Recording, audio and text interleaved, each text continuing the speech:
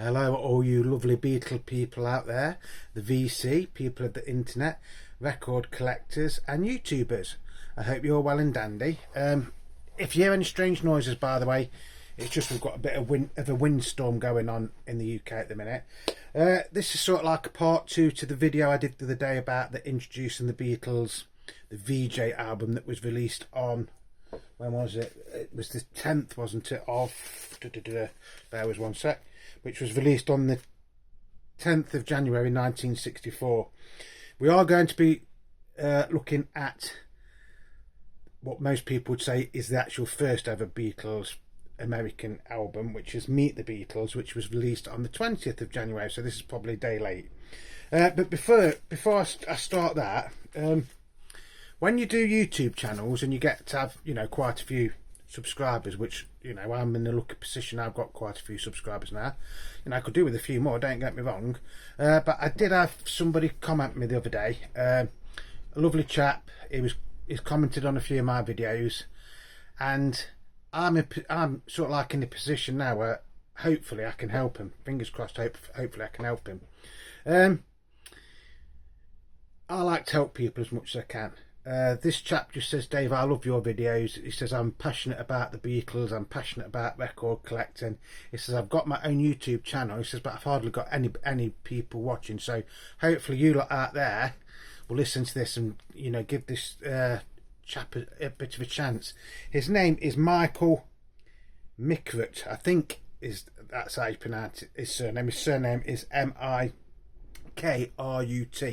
So if I've pronounced it wrong, I do apologise. Like I say, he's a lovely chap. He's commented on quite a few of my videos, and he's basically just says, Dave, I'm getting on a bit.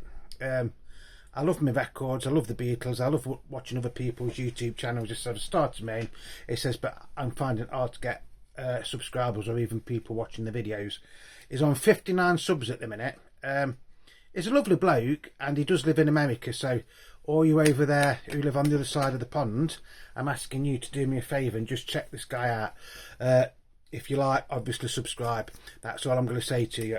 I did say I would give him a shout out, and I do like to keep my word, so I'll give him a shout out. Hopefully some of you out there will subscribe to his YouTube channel. I've subscribed to it. So the 20th of January 1964. We're going back in time now, aren't we?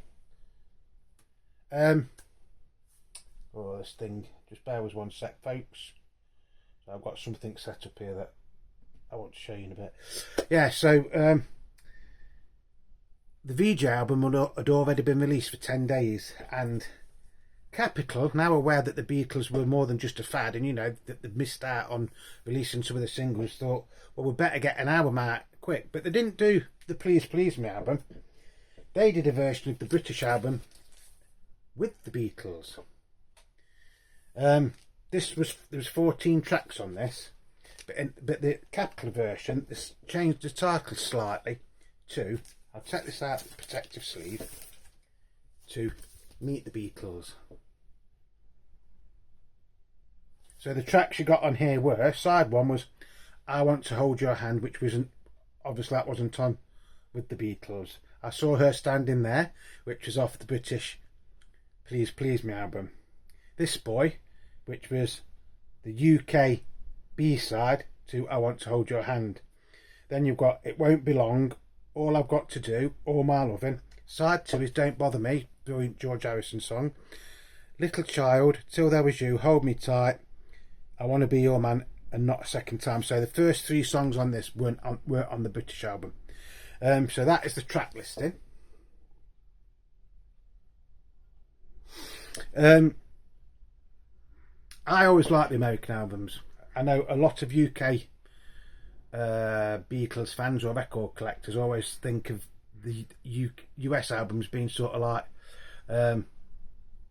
stuck together with leftover tracks and singles and things like that, which to a certain extent they were, but this is how you in America got to know the Beatles.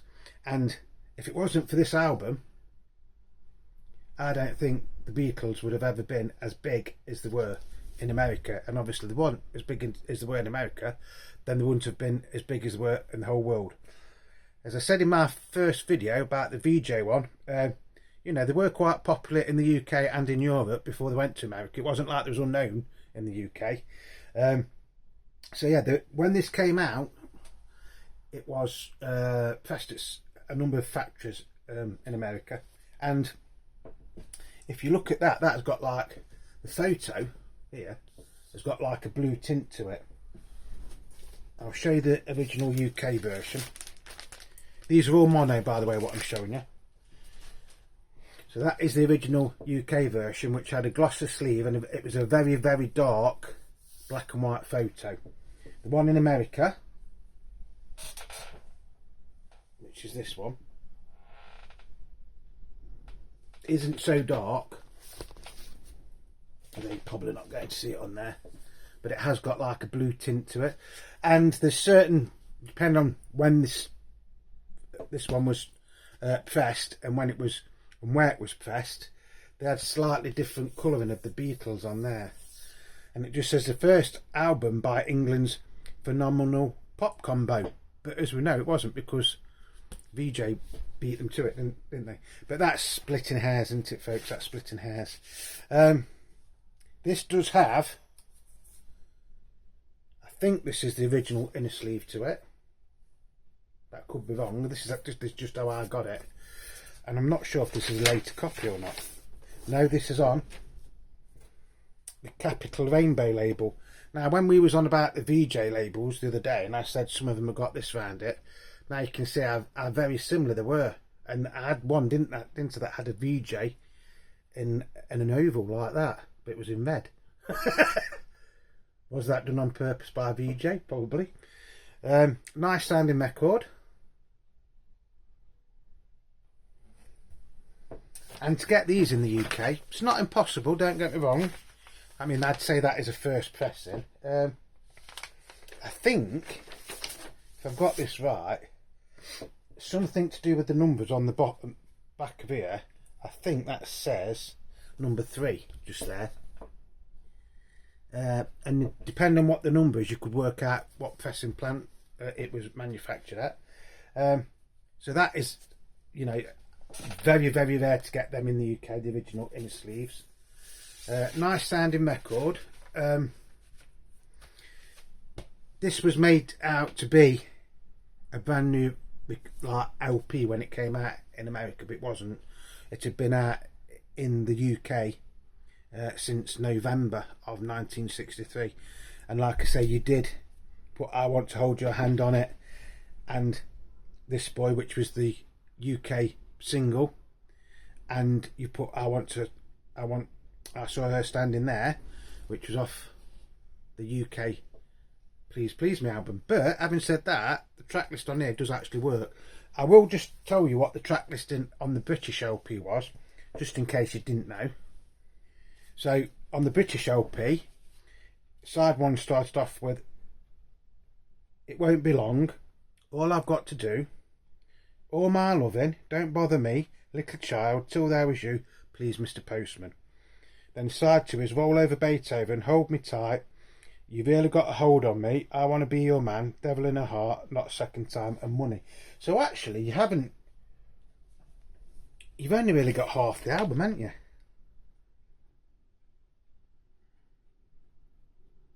Yeah, I've actually only got... I was quite surprised, because I actually thought that All My Loving was on this, but it's not, is it? Or am I not looking right? Oh, it is. Yeah, it is. It's the last track on side 1. So that is the American track listing, and then that is the UK track listing.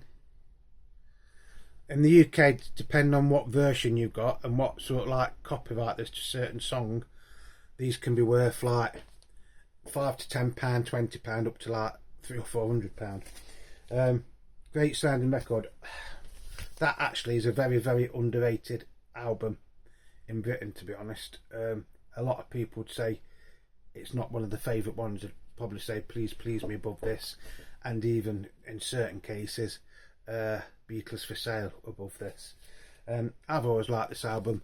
Very, very happy memories of me when I was growing up, when I was about, what would it be, 15 or 16, my parents split up, and I spent so many days living with my mum and so many days living with my dad, and I went out and bought a reissue of this on the silver and black Parlophone 2-boxed EMI thing that was around at the time, so it'd be about 1982, 83. And my dad had been to the pub. I'd been with him, you know, and had a few shandies and things like that. And when we got home, my dad just says, "Oh, put a record on." So I put this record on, but the stereo version, like the reissue. And my dad couldn't understand why he never used to like the Beatles. He goes, "If I'd have heard that, I wouldn't have thought it was the Beatles." And that actually got him into liking the Beatles. Not to the extent I like them, but you know, nice, just a nice little story there. This one, excuse me 1 second, because I think I'm going to sneeze. So if I sneeze, you'll have to excuse me, but I've got a bit of a cold coming.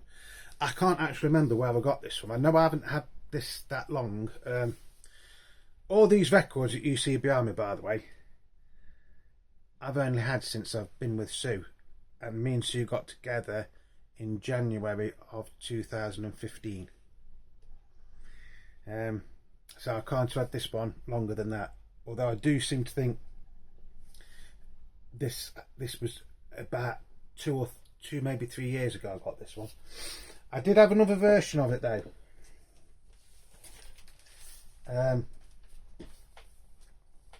And I seem to think I got that off somebody and I didn't pay a hell of a lot for it. I have had this one for a very, very long time, but this is a really, really battered in copy. It really is a battered in copy. I mean, they're both originals, but you look at the state of that. Look at the wear and tear on that. It's got lighting on the back. I think, if I remember rightly, I paid something like £2 or £1.50 for this from I think it was a car boot, if I remember rightly. But having said that, the vinyl's not in that bad a condition, to be honest. Yeah, it's not mint, don't get me wrong, not mint. So when I got the other one, it was sort of like a upgrade to this one, although this one does still play nice. And when I put it on the old BRS mono record deck thing down here, it really, really does sound a good album. The nice thing about these early Beatles albums are some of the songs, probably not so much on the American version of this, but because I'll do that later. Stuff like I Saw Her Standing There, the Beatles would have done live in the Cavern Club, and I think they even did a version of it in the Star Club. All My Lovin', I think they did live before they were sort of like famous. But if you look at the British version, this one, a lot of the songs on here, like Till There Was You, they used to do that live in the Cavern Club. Please Mr Postman, they used to do that live in the Cavern Club. Roll Over Beethoven had been in their stage act for 2 or 3 years. Money, which isn't on that one, is it? It's on your version, but Money, John Lennon once said, if you ever wanted to know what the Beatles sounded like live before they made it big, put that on, right, Money, and just turn it up really, really loud. And he says that is like the closest you'll get to hearing the Beatles, like what they sounded like before they became famous. So that's going to be it. Nice short video today. Just please bear with 1 sec. Just please remember, if you would do me the honour of just checking this chap out, Michael Mikrut, M-I-K-R-U-T. Again, if I've said his surname wrong, I'm very, very sorry, but he's a lovely chap. And if you've come across mine and you're not actually subscribed yet, could you please do this? Like, comment, share and subscribe. yeah, like, comment, share and subscribe. If you do nothing else, then just leave me a thumbs up. That is fine. If you want to subscribe, please subscribe. It is free. If you want to leave a comment, please leave me a comment. So out of these, which one? It depends where you live, I think.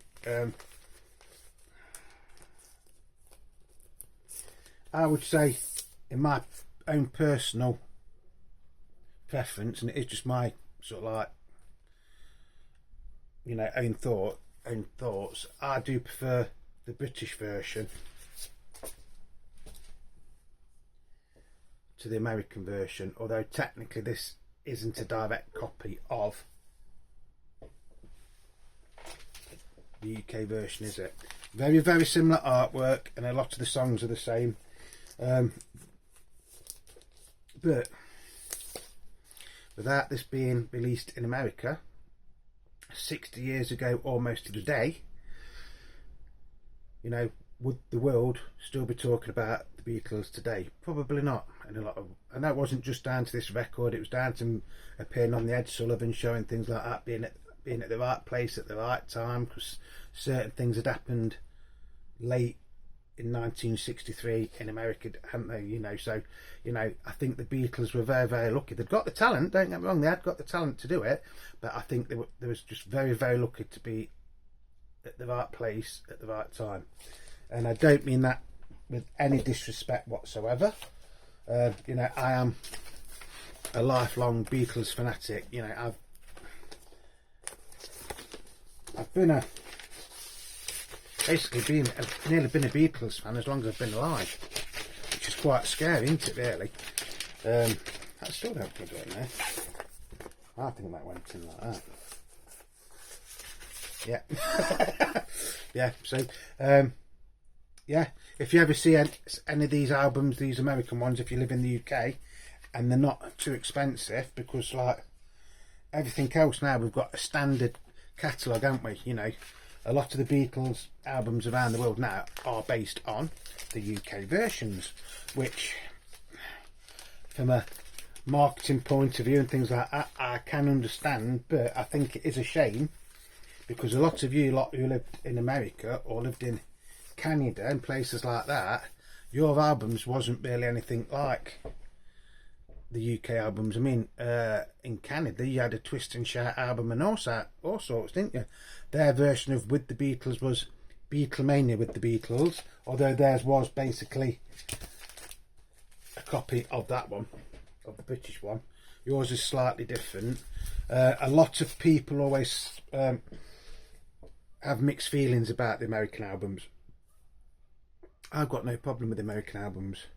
I think it was, you know, one of those things where the Beatles were that big, and we're all, you know, talking about 60 years ago now, aren't we, and things like that, you know, which is basically a lifetime away, isn't it? A lifetime ago.